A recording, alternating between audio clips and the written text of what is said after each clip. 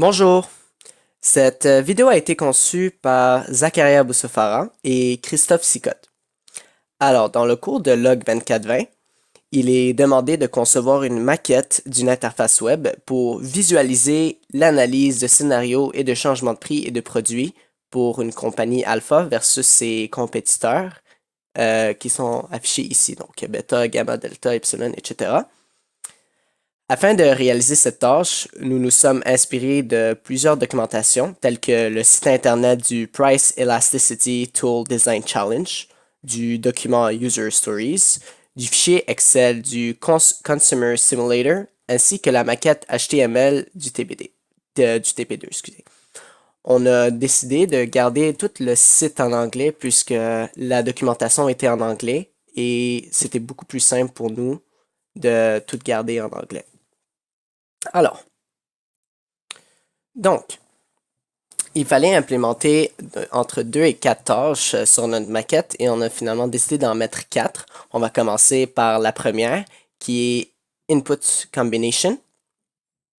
Donc, pour cette tâche-là, l'utilisateur doit avoir la possibilité de modifier les entrées pour chacune des variables, comme price shift, unlimited tariff, high data tariff par exemple pour alpha, afin qu'il puisse voir comment les résultats changent avec les modifications de price shift et tariff.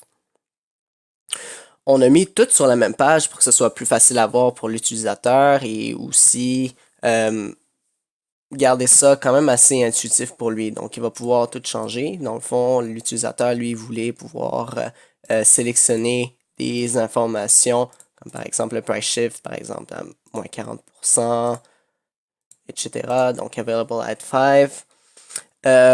Afin de rendre la maquette la plus ergonomique possible, on a utilisé ce qu'on a vu en classe, par exemple, tous les contextes d'utilisation.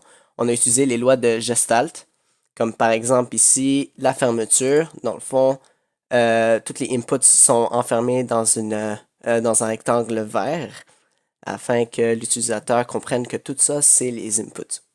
On a aussi utilisé la vision 3D, comme par exemple la texture. Ici, on sait que la texture devient plus diffuse avec la distance. Donc, on a mis les titres des compagnies en gras et un peu plus gros que, par exemple, les price shift et le tariff. Aussi, on a fait un contraste de couleur d'un vert plus foncé à un vert plus pâle entre les titres et les icônes de input pour diminuer la charge cognitive et le rendre le plus intuitif possible. Donc, l'utilisateur va pouvoir voir la différence entre, par exemple, le pourcentage ici des price shifts versus le price shift et le reste des inputs. Afin de réduire la charge de travail de l'utilisateur, on va dire par exemple ici, il va venir puis il va changer le price shift. Si par exemple il veut revenir à l'état initial, au lieu de par exemple revenir ici puis tout mettre à 0%, il peut juste cliquer sur un bouton Reset et ça va reset toutes les valeurs par défaut. Donc déjà là, on trouve cela beaucoup plus ergonomique et plus simple pour notre utilisateur. Pour la tâche numéro 2, on a le Price Elasticity Curves de alpha. Donc le graphique de le graphique de baseline versus scenario.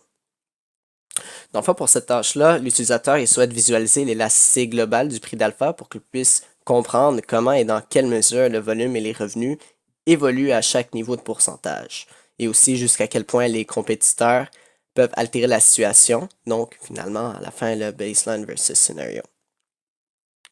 Ici, ce qu'on a décidé de faire, on a décidé de mettre un graphique. Ici, on veut voir que le graphique est statique, donc, au fond, ce n'est pas des vraies données. Parce que ça n'a pas encore été implémenté, mais à la conception, ça va l'être. Dans le fond, on a aussi utilisé les lois de Gestalt ici, comme la densité spatiale. Donc, on peut voir ici que les courbes, elles se démarquent. Puis aussi, par exemple, ici, vous pouvez voir la courbe de baseline est en bleu et la courbe de scénario est en orange. Donc, elle se démarque quand même assez bien. On peut voir le guidage. Sinon, pour la vision 3D, on peut voir le contraste et la brillance. Donc, encore une fois, les couleurs ici nous permettent de mettre un contraste sur le baseline et sur le scénario. OK.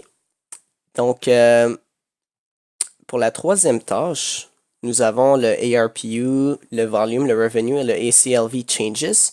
Donc ici, en fait, le baseline versus scenario comparison.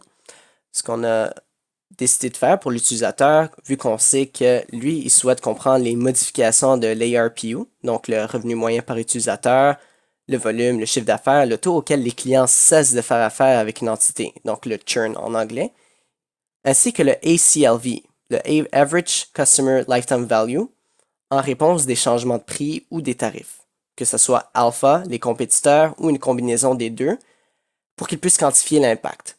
Ce qu'on a décidé de faire ici, finalement, c'est tout organiser ça dans une sorte de tableau. Encore une fois, ici, l'image est statique, mais à la conception, cela va être changé pour que ce soit des données en temps réel.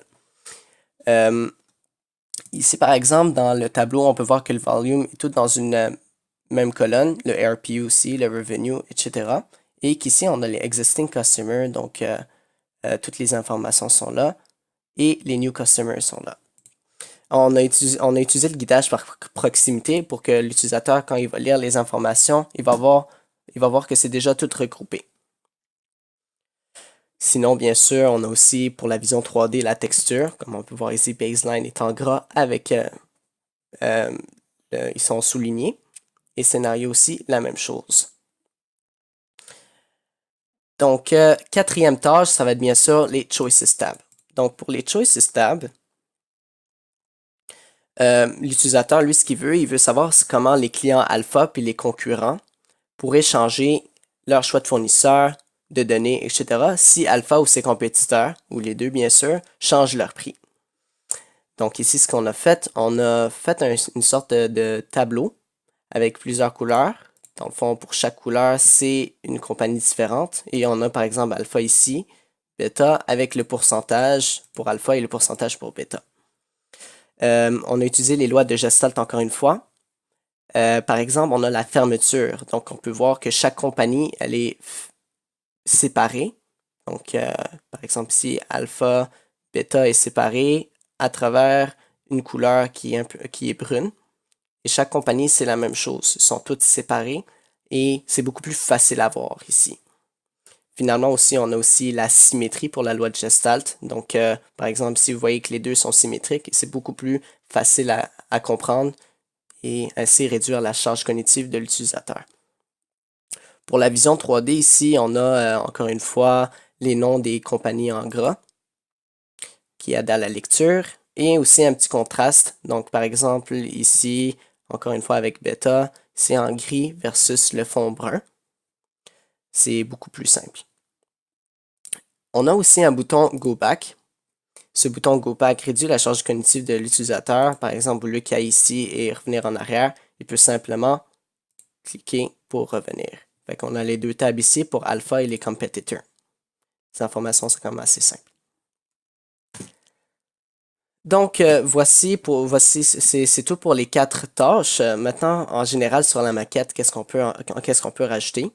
On s'est beaucoup inspiré de toutes les informations qu'on a apprises durant le cours de Log 2420, tout ce qui est par rapport à l'ergonomie d'un site Internet. Puis on a essayé d'ajouter le maximum dans notre maquette pour qu'à la conception, ça soit plus facile de tout implémenter. Donc, on n'a pas tout implémenté ici. Tout sera fait à la conception. On a vraiment mis l'emphase sur la symétrie. Donc, si vous voyez ici, les boutons, ils sont vraiment symétriques. Par exemple, ici, Alpha, Incumbent, Competitor et Incumbent, les deux sont symétriques ici, versus le output ici, qui sont symétriques. On a vraiment aligné l'ensemble des icônes de la maquette pour rendre le contenu plus intuitif. Les couleurs, je ne sais pas si vous avez remarqué, les couleurs, il n'y a pas vraiment beaucoup de couleurs parce qu'on a fait des sondages à travers notre famille et nos amis pour déterminer la meilleure combinaison de couleurs. Et finalement, celui qui avait le plus de votes, c'était le vert sur du gris. On a utilisé aussi les heuristiques pour faire notre site, tel que les heuristiques de Nielsen. On a décidé d'utiliser une terminologie familière, donc la plupart des terminologies pour le marketing sont en anglais, donc notre site est complètement en anglais. Et aussi utiliser un langage simple, comme par exemple ici Reset, comme reset, c'est assez simple à comprendre. L'utilisateur n'a pas à chercher partout pour un bouton qui s'appelle reset. On a simplement appelé reset. Et même chose ici pour go back. Et voilà, donc bien sûr, le cycle de Tognazini aussi, et donc la redondance à la couleur. On a utilisé simplement deux couleurs pour le site en général, ce qui permet de rendre le contenu beaucoup plus simple à lire et c'est pas agressant pour les yeux. Donc c'est tout pour aujourd'hui et je vous souhaite une super bonne journée.